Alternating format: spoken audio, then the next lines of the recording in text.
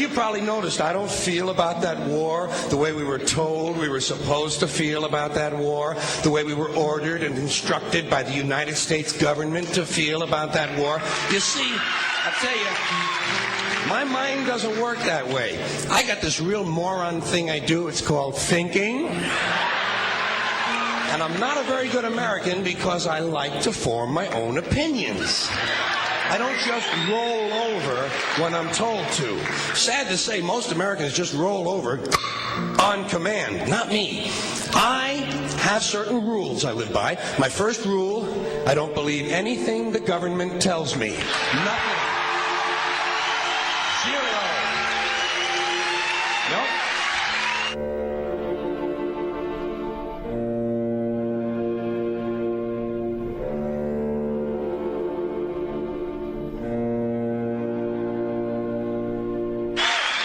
And I don't take very seriously the media or the press in this country, who in the case of the Persian Gulf War were nothing more than unpaid employees of the Department of Defense, and who most of the time function as kind of an unofficial public relations agency for the United States government. So I don't listen to them. I don't really believe in my country. And I gotta tell you folks, I don't get all choked up about yellow ribbons and American flags. Now, to balance the scale, I'd like to talk about some things that bring us together. Things that point out our similarities instead of our differences. Because that's all you ever hear about in this country is our differences. That's all the media and the politicians are ever talking about, the things that separate us, things that make us different from one another. That's the way the ruling class operates in any society. They try to divide the rest of the people. They keep the lower and the middle classes fighting with each other so that they, the rich, can run off with all the fucking money. Fairly simple thing, happens to work. You know, anything different, that's what they're going to talk about. Race, religion, ethnic and national background, jobs, income, education, social status, sexuality, anything you can do, keep us fighting with each other so that they can keep going to the bank. You know how I describe the economic and social classes in this country? The upper class keeps all of the money, pays none of the taxes. The middle class pays all of the taxes, does all of the work. The poor are there just to scare the shit out of the middle class. Keep them showing up at those jobs. Politicians know that word. They use it on you. Politicians have traditionally hidden behind three things: the flag, the Bible, and children. No child left behind. No child left behind. Oh, really? Well, it wasn't long ago you were talking about giving kids a head start. Head start, left behind. Someone's losing fucking ground here. But there's a reason. There's a reason. There's a reason for this. There's a reason education sucks, and it's the same reason that it will never, ever, ever be fixed. It's never going to get any better. Don't look for it. Be happy with what you got. Because the owners of this country don't want that. I'm talking about the real owners now.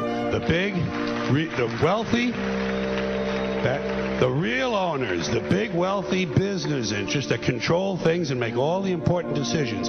Forget the politicians. They're irrelevant. The politicians are put there to give you the idea that you have freedom of choice. You don't.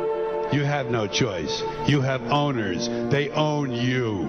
They own everything. They own all the important land. They own and control the corporations. They've long since bought and paid for the Senate, the Congress, the state houses, the city halls. They got the judges in their back pockets, and they own all the big media news, all the big media companies. So they control just about all of the news and information you get to hear. They got you by the balls. They spend billions of dollars every year lobbying to get what they want. Well, we know what they want. They want more for themselves and less for everybody else. But I'll tell you what they don't want. They don't want a population of citizens capable of critical thinking. They don't want well-informed, well-educated people capable of critical thinking. They're not interested in that. That doesn't help them. That's against their interest. That's right. You know something? They don't want people who are smart enough to sit around the kitchen table and figure out how badly they're getting fucked by a system that threw them overboard 30 fucking years ago.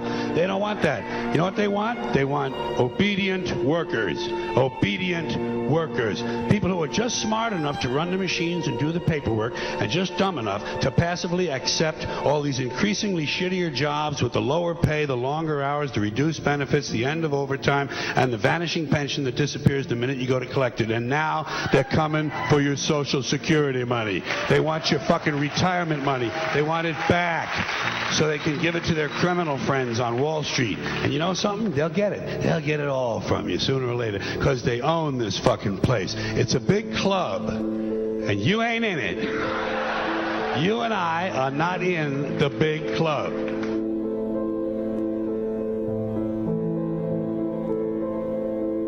The greatest form of control is where you think you're free when you're being fundamentally manipulated and dictated to. One form of dictatorship is being in a prison cell and you can see the bars and touch them. The other one is sitting in a prison cell but you can't see the bar, you think you're free. What the human race is suffering from is mass hypnosis. We are being hypnotized by people like this. Newsreaders, politicians, teachers, lecturers. We are in a country and in a world that is being run by unbelievably sick people. The chasm between what we're told is going on and what is really going on is absolutely enormous. The greatest hypnotist on planet Earth is a oblong box in the corner of the room. It is constantly telling us what to believe is real. Historically, the control and manipulation of political opinion has been the Freemasons' main weapon in gaining control of countries and states. Once in control of the rulers and politicians of a country, laws and political structures could be changed in accordance with their agenda. However, since restricting the body does not necessarily mean restricting the mind, the Freemason recognizes that their plan for a global government hinges completely on subduing the masses to their agenda, and thus eliminating opposition to their cause. And the greatest threat to their plan, posing more danger than any army or law, is the threat of a free-thinking mind. In order to eliminate this threat and to achieve their objective, the Masons have set about the boldest plan ever devised: the complete control of every aspect of human life, your life. And the weapons they are using against you are in your very homes, entertaining you and your children, and gradually indoctrinating you without you even realizing.